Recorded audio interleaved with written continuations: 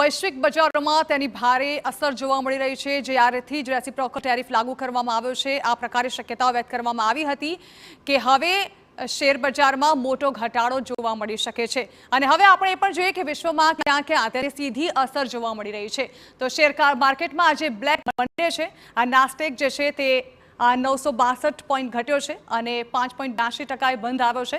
જે પ્રકારે પરિસ્થિતિ પ્રવર્તી રહી હતી તેને કારણે આ બધું જે છે તે યુએસ માર્કેટ્સ એક્સપર્ટ્સ જે છે તે પહેલેથી જ તેની આગાહી કરી ચૂક્યા હતા। ડાઉ જોન્સની વાત કરવામાં આવે તો તે 2231 પોઈન્ટ પર અટક્યો છે। 5.50% તેમાં ઘટાડો નોંધાયો છે। આવનારા દિવસોમાં હજુ પણ પરિસ્થિતિ વધારે ખરાબ શેર માર્કેટની થાય વૈશ્વિક તેવી શક્યતાઓ વ્યક્ત કરવામાં આવી છે। તો ડેક્સની વાત કરીએ તો 1420 પોઈન્ટ ઘટ્યો છે અને 6.82% પર તે બંધ આવ્યો છે। વૈશ્વિક બજારોમાં તેની માઠી અસર જોવા મળી રહી છે, જ્યાં મહાસત્તા વધારે પ્રગતિ કરશે તેવી શક્યતાઓ વ્યક્ત કરી રહી હતી, પરંતુ અત્યારની માર્કેટની પરિસ્થિતિ પ્રમાણે મહામંદી તરફ અમેરિકા પ્રયાણ કરી રહ્યો હોય તે પ્રકારની પરિસ્થિતિ માર્કેટ એક્સપર્ટ્સ જોઈ રહ્યા છે।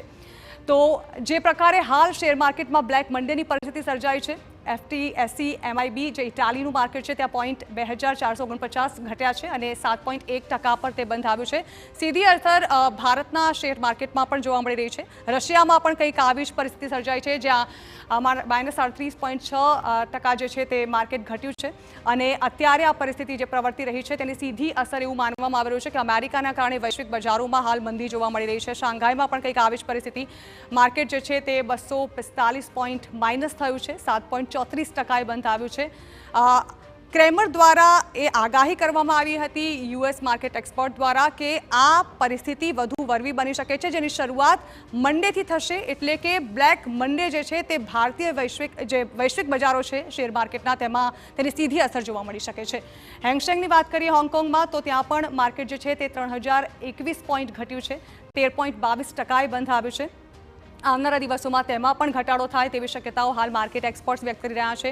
સોના ચાંદીના ભાવમાં ઘટાડો થયો છે, પરંતુ શેર માર્કેટ જે રીતે રોકાણકારોને રાતા પાણીએ રોડાવી રહ્યું છે એના કારણે હજુ પણ આ પરિસ્થિતિ માટે તૈયાર રહેવું પડશે તેવું લાગી રહ્યું છે।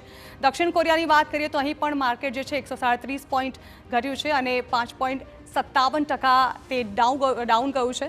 હજુ પણ આવનારા દિવસોમાં શેર માર્કેટની આ પરિસ્થિતિ જોવા મળે તો તેમાં કોઈ જ બેમત નથી।